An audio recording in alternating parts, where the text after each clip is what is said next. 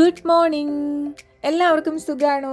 നമ്മൾ ഇന്ന് നമ്മുടെ യെല്ലോ ബൊഗെയിൻവില്ല റീപോർട്ട് ചെയ്യാൻ പോവാണേ. എത്ര ദിവസമായി അത് വാങ്ങിച്ചു വെച്ചിട്ട്, പക്ഷെ അതിന് മാത്രം റീപോർട്ട് ചെയ്യാൻ ഇതുവരെ പറ്റിയിട്ടില്ല. അതിനുശേഷവും ഒരുപാട് ചെടികൾ വാങ്ങിച്ചു, അതൊക്കെ റീപോർട്ട് ചെയ്തെങ്കിലും ഇതിന്റെ സമയം ഇപ്പൊ എത്തിയിട്ടുള്ളൂ കേട്ടോ. അപ്പൊ ഇന്ന് എന്തായാലും ഇത് ചെയ്യാന്ന് ഓർത്തു.